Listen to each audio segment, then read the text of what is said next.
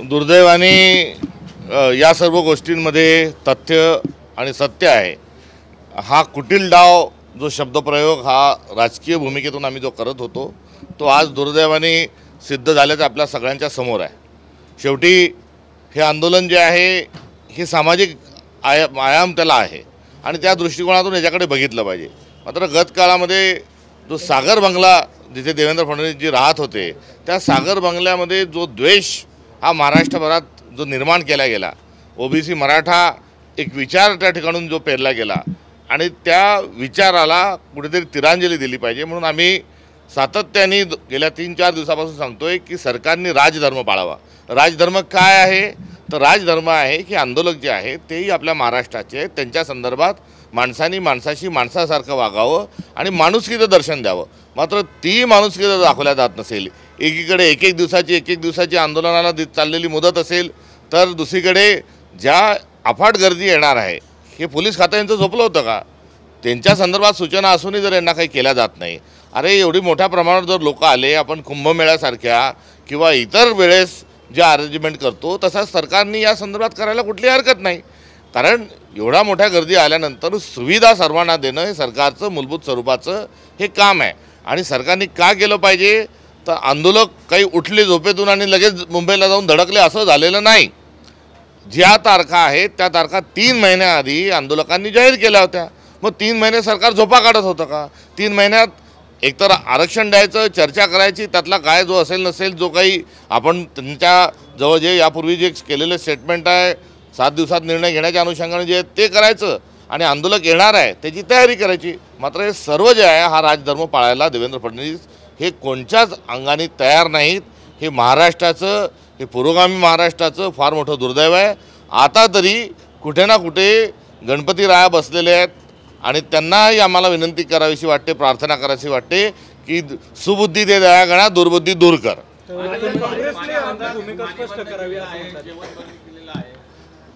काँग्रेसच्या भूमिकेच्या अनुषंगानं ऑल पार्टी मीटिंग जेव्हा झाली त्यामध्ये जे एक सर्वांच्या सहीचं पत्र होतं ते आपल्या डोमेनमध्ये आहेच। दुसरा भाग जो आहे तो विधानसभेमध्ये जेव्हा मराठा आरक्षणाच्या मुद्दे अनुषंगाने चर्चा झाली तेव्हा घेतलेल्या ठरावामध्ये काँग्रेसनी आरक्षणाच्या बाजूनेच उभे राहिलेली आहे। आता या संदर्भामध्ये देवेंद्र फडणवीसांनी 7 दिवसाच्या आत निर्णय घेऊ सांगितलं होतं, त्याचं काय झालं हा प्रश्न ऐरणीचा आहे। मागच्या खेपेला आंदोलन हे मुंबईला पुकारल्यानंतर नवी मुंबईपर्यंत आंदोलन गेलं आणि मुंबईच्या वेशीपाशी आल्यानंतर त्या ठिकाणच्या तत्कालीन मुख्यमंत्र्यांनी म्हणजे याच सरकारने असं काय सांगितलं होतं की गुलाल उधळून आंदोलनकारी वापस आले होते। त्यावेळेचे जे शब्द होते आणि एकंदरीत हा जो संदर्भ आहे या संदर्भापासून सरकार जो पळ काढतोय तो पळ त्यांनी काढू नये आणि काँग्रेसच्या भूमिकेचा जो विषय आहे तो यापूर्वी स्पष्ट झालेला आहे। थेट स्वरूपामध्ये जातीनिहाय जनगणना, जिसकी जितनी हिस्सेदारी उतनी उसकी भागीदारी, या अनुषंगानं आम्ही जो आरक्षणाच्या संदर्भामध्ये अत्यंत मोकळेपणाची भूमिका ही देशभरात घेतलेली आहे।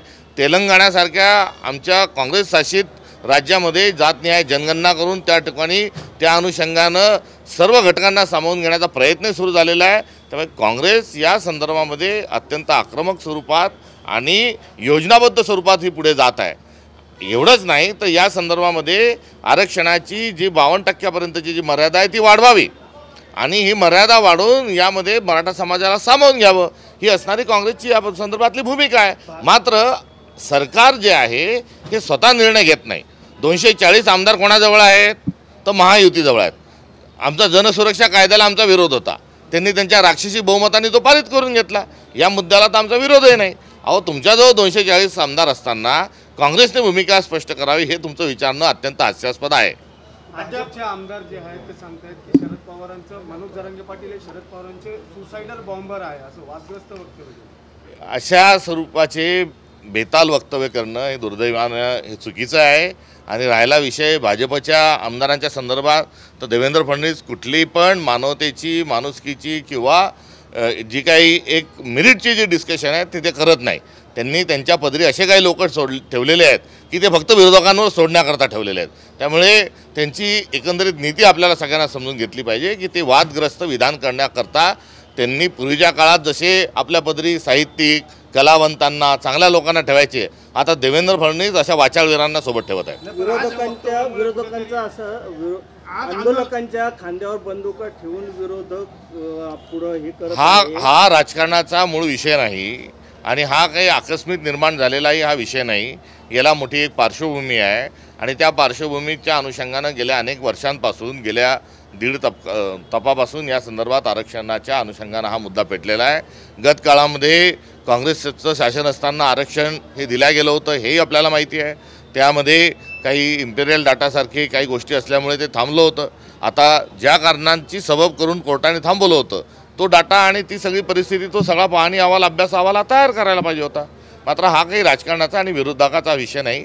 राहिला जो प्रश्न आहे, भाजपला असंच म्हणायचं असेल तर त्यांच्याकडे आज राणे आहेत, त्यांच्याकडेच अशोकराव चव्हाण आहेत आणि विखे पाटील साहेबही त्यांच्याकडेच आहेत. या तिघांनी काँग्रेसच्या अनुषंगानं घेतलेली जी भूमिका आहे ती भूमिका त्यांना काय हे माहिती आहे. त्यामुळे अधिक यांना खुलासा करायचा असेल तर या तिघांना त्यांनी विचारावं. आज आंदोलनाचा दुसरा दिवस आहे, पण अद्याप सरकारचा एकही प्रतिनिधी चर्चा करण्यासाठी गेलेला नाहीये. हे सरकार मूकं, बहिरं आणि आंधळ आहे आणि या प्रकरणापुरतंच नाही तर गेल्या अनेक दिवसांपासून आपण बीडपर्यंत जरी गेलो तर या सगळ्या अनुषंगानं आपल्या एक लक्षात येईल की महाराष्ट्रात अराजकता निर्माण करण्याचा कुटील डाव भारतीय जनता पक्ष करत आहे. हा डाव सर्वांनी ध्यानात घेतला पाहिजे आणि यांना वठणीवर आणलं पाहिजे. सरतेशेवटी मी एवढंच म्हणतो की देवेंद्र फडणवीसांनी खूप जातीनिहाय राजकारण केलं आहे. माणसात, जाती, धर्मात मोठे त्यांनी भांडणं लावलेले आहेत. 10 वर्षापूर्वी काय सांगितलं होतं की धनगर समाजाला आरक्षण देऊ आणि कसं देऊ तर पहिली कॅबिनेट, पहिला ठराव, पहिली सही धनगर समाजाची राहील. आता त्याला 10 वर्ष झाले, ते करायला ते तयार नाहीत.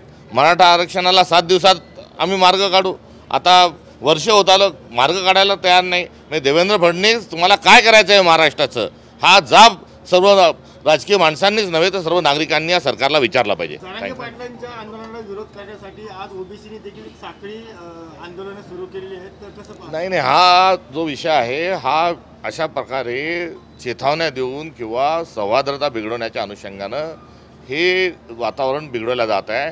वास्तविक पाहता जो VJNTच्या संदर्भातलं आरक्षण असेल, SBCच्या संदर्भातलं असेल, SCच्या असेल, STच्या असेल, हे सर्व वेगवेगळे आरक्षण आहेत आणि OBCच्या आरक्षणामध्ये VJNTच्या आरक्षणाच्या अनुषंगानं जे मुद्दे उपस्थित करतात हे तर्काला सोडून आहे.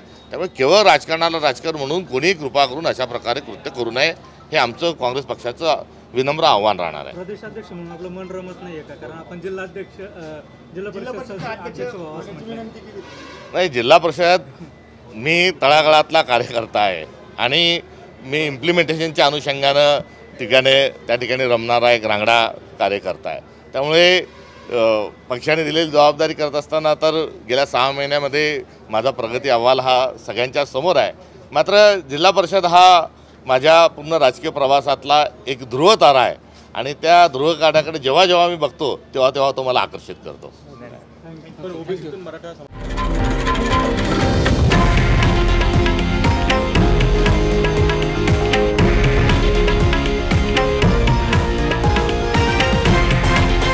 हे आहे देशातील नंबर 1 न्यूज नेटवर्क आणि आपण पाहत आहात TV9 मराठी, एकमेव.